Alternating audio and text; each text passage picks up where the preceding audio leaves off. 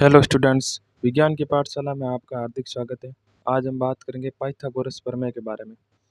Pythagoras प्रमेय का use क्यों किया जाता है, सबसे पहले ये हम देखेंगे। बाद में ये देखेंगे कि पाइथागोरस प्रमेय होता क्या है।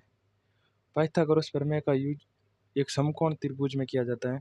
समकोण त्रिभुज यानी कि 90 डिग्री का त्रिभुज, जिसका एक कोण 90 डिग्री का हो उसे समकोण त्रिभुज कहते हैं। समकोण त्रिभुज में इसका यूज होता है अगर दो भुजाएं दी हुई हो और एक भुजा का मान ज्ञात करना हो तो हम पाइथागोरस प्रमेय से उसका मान ज्ञात कर सकते हैं।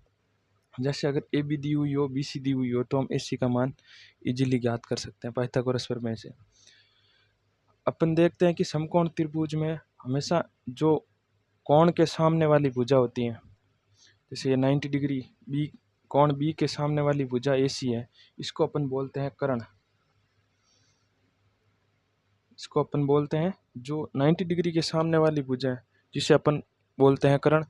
इंग्लिश में से बोलते हैं हाइपोटेन्यूस। हाइपोटेन्यूस मतलब एच। और ये जो बी सी है, जिस पर 90 डिग्री कोण बेस है, उसे अपन बोलते हैं आधार। इंग्लिश में अपन इसे बोलते हैं बेस। बेस यानी कि बी।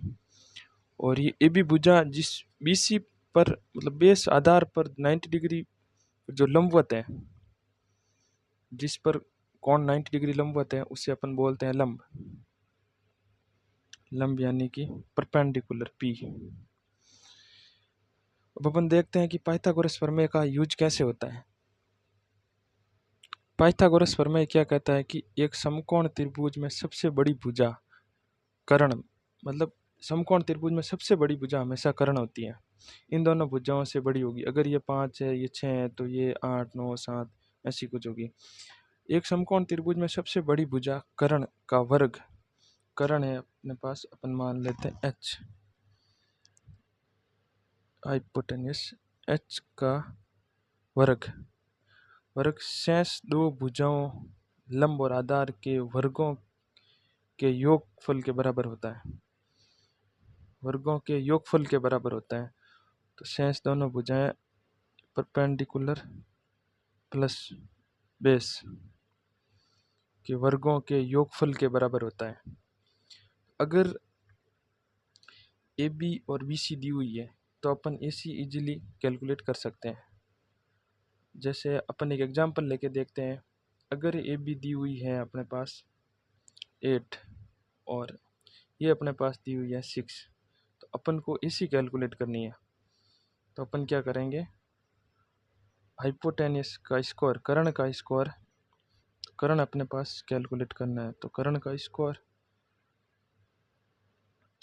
लंब का स्क्वायर, परपेंडिकुलर लंब का स्क्वायर अपने पास लंब है 8, 8 का स्क्वायर प्लस अपने पास बेस है मतलब आधार है 6, 6 का स्क्वायर। अपन क्या करेंगे, एच स्क्वायर बराबर 8 का स्क्वायर हो गया अपने पास 64 प्लस 6 का स्क्वायर है 36। इसको जोड़ने पर हमारे पास आता है 100। 100 किसका स्क्वायर है, ये स्क्वायर इधर जाएगा तो यहाँ पे करनी लग जाएगा। अब अपन करनी सॉल्व करेंगे तो अपन ये देखेंगे कि ये 100 किसका स्क्वायर है। 100 है 10 का स्क्वायर। तो ये h की वैल्यू आ गई 10। कर्ण का मान है 10।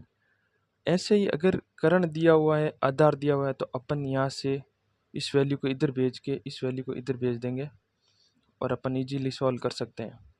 ये लंब को यहीं पे रखेंगे और ये H square minus B square, आधार को इधर भेजेंगे और ये यहाँ पे लंब इधर रह जाएगा परपेंडिकुलर।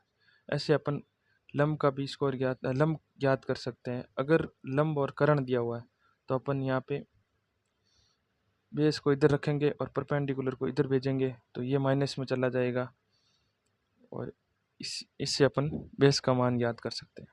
तो इससे अपन समकोण त्रिभुज में दो भुजाएं दी हुई और तीसरी भुजा का मान ज्ञात करना है तो अपन इजीली पाइथागोरस प्रमेय का यूज करके ज्ञात कर सकते हैं। कैसा लगा हमारा वीडियो?